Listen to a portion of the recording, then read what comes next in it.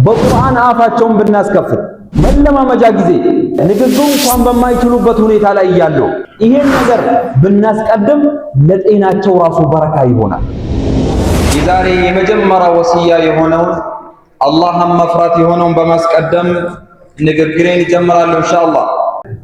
ልጆችን መውለድ ቀላል ነገር ነው። ልጆችን ማግኘት ቀላል ነገር ነው ወንድሞቼ። እሱንም ቢሆን አላህ ለፈለገው ሰው ይችረዋል፣ ይሰጠዋል።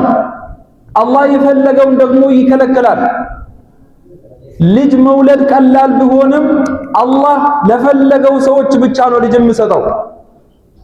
እኛ ዛሬ ልጆችን አግኝተን አላህ በሚፈልገው መንገድ ላይ ሳናሳድግ ስንቀር ሌላዎቹ ልጆች አላህ እንዲሰጣቸው አይደለም ልጆች አንድ ልጁን ካን አላህ እንዲሰጣቸው ሁሌም ዱዓ እንዳስደረጉ ነው። ሁሌም ሐኪም ቤት እየተመላለሱ ነው። ሁሌም ዶክተርን እያማከሩ ነው። ለምን? እኛ ዛሬ አግኝተነው ሽላ ያለበት ነገር ምንድነው? ያ ነገር ልጅ ነው።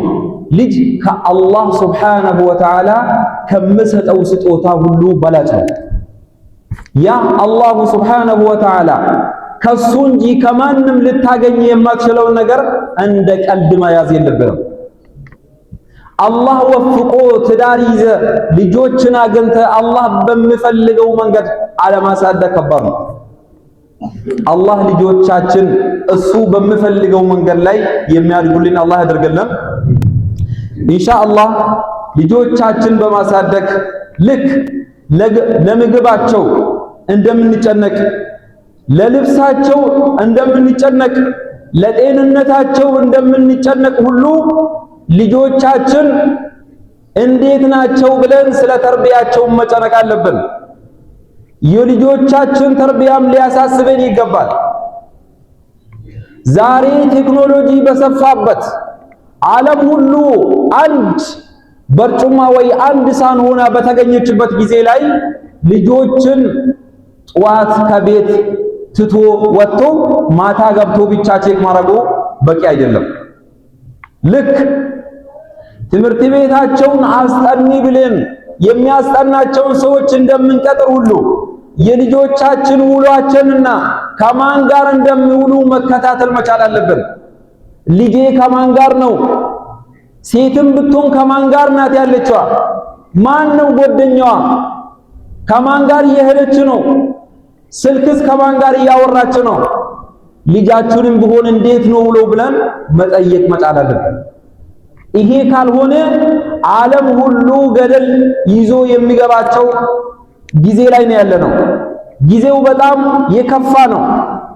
አላህ ወፍቆን በቁርአን ጥላ ስርና ረሱል ሰለላሁ ዐለይሂ ወሰለም ባስቀመጡልን ጥላ ስር በሐዲስ ካላነጽናቸው ካላሳደግናቸው ከባድ ነው፣ የከፋ ነው ጊዜው። ለዛ አላሁ ሱብሓነሁ ወተዓላ ልጆቻችን መያዝ እንዳለብን ልጆቻችን አደብ ልናስይዛቸው ሲያስተምረን ያ አዩሀለዚነ አመኑ ቁ አንፉሰኩም ወአህሊኩም ናራ፣ እናንተ ያመናችሁ ህዝቦች ሆይ ቁ አንፉሰኩም ነፍሶቻችሁን ከእሳት አድኑ። መጀመሪያ ላይ ራሳችሁን ከእሳት ጠብቁ፣ በማስከተል ወአህሊኩም ናራ ቤተሰቦቻችሁን ፋሚሊያቸውን ከእሳት አድኑ በማለት አላህ ራሳችን አስከትሎ ቤተሰቦቻችን ማዳን እንዳለብን ለኛ ኃላፊነቱን ይሰጠናል። ቤተሰቦችን ማዳን ኃላፊነቱ ማን ላይ ነው የተጣለው? አባወራ ላይ ነው የተጣለው። አባወራ የሆናችሁ ብዙ ነገር ይዛችኋል፣ ብዙ ኃላፊነት። ልክ ቤታችሁን መስራት የቤታችሁን ቁሳቁስ መሙላት እናንተ ላይ ግዴታ እንደሆነ ሁሉ የልጆቻቸውን ከእሳት ማዳን እናንተ ላይ ነው ግዴታው። ለዛ ልጆቻችን ሁኔታቸውን መከታተል መቻል አለብን። ዓሊ ብኑ አቢ ጣሊብ ረዲየላሁ ዐንሁ ወአርዳ ይህን አየት ይዞ ምን ይላሉ? ዓሊሙሁም ወአድቡሁም፣ አስተምሯቸው፣ አደብን አስተምሯቸው። ሰለፎች አንድ ንግግር አላቸው። ተዓለምቱል አደበ ቀብለል ዒልም የሚል ንግግር አላቸው። አደብ ማለት ቀላል አይደለም።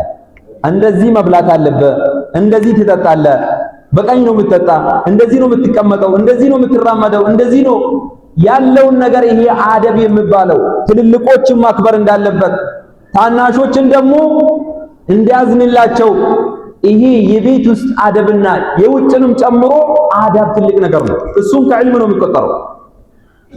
ዓሊሙሁም ወአዲቡሁም አልአደቡ ቀብለ አልዕልም። አንድ ሰለፍ ምን ይላሉ? ተዓለምቱል አደበ 40 ሰና አደብ የሚባል አደብ ብቻ ወደ 40 ዓመት ተምሬያለሁ ይላሉ። አደብ ቀላል ነገር አይደለም። አንዳንዴ ልጆቻችን ከትልልቅ ሰዎች ጋር እንዲሆኑ ማድረግ መቻል አለብን። አንዳንድ ፋሚሊ በአንዳንድ ቤት ውስጥ ምግብ ለብቻው ይሰጣቸዋል።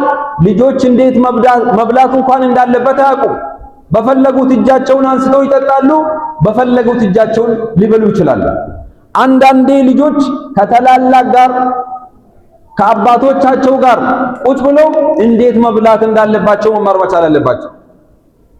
ለዛ ነው አዳብ የሚባል ነገር ከዕልም ቀድሞ መጀመሪያ ላይ ግንባር ቀደም የሚጠቀሰው። በማስከተል ልጆቻችን እንደዚህ ሐቃቸው ይሄን አክል ከባድ ከሆነ ልጆቻችን ስናስተምራቸው የመጀመሪያው ነገር ቁርአንን ልናስተምራቸው ይገባል። አንድ ሰለፎች የሆነ ንግግር ይናገራሉ። ምን ይላሉ? ዓሊሙሁሙል ቁርአነ ፈሰውፈ ዩዓሊሙሁሙል ቁርአኑ ሕቁቀኩም። ልጆቻችሁን ዝም ብላችሁ ቁርአን አስተምሯቸው። ቁርአን ራሱ የእናንተ ሐቅ ምን መሆን እንዳለበት እንዴት መሆን እንዳለባቸው ቁርአን ደግሞ ይመራችኋል። አንዳንዴ አባትህን አክብር እናትህን አክብር ብለህ ሁሌ ከምትመክረው ቁርአን ታስቀረዋለህ። ዝም ብለህ ቁርአን ይማር። ከዛ በኋላ ምን መሆን እንዳለበት ራሱ ቁርአን ይመራዋል። መጀመሪያ ልጆቻችን ማነጽ ማሳደግ ያለብን ቁርአን በማስተማር ነው። ወላሂ አላህ አግርቶላቸው በቁርአን አፋቸውን እንዲከፍቱ ቢታደርጓቸው ልጆቻቸው የትኛውም ትምህርት ቤት ገብቶ የትኛውም ቦታ ላይ መጀመሪያ ላይ የምትጠሩ ልጆቻቸው። ብዙ ልጆችን አይተናል። ምንድነው ምስጢራቸው? የእከሌ ልጅ እኮ እንደዚህ ነው፣ ሁሌም አንድ ነገር አይመልጠውም፣ ነጥብም ቢሆን አሪፍ ውጤት ያመጣል። ቁርአን መጀመሪያ አፉን መክፈቻ ልጆች ያረጉት በጣም ለህይወታቸው ለወደፊት ህይወታቸው ራሱ በጣም ጠቃሚ ነው።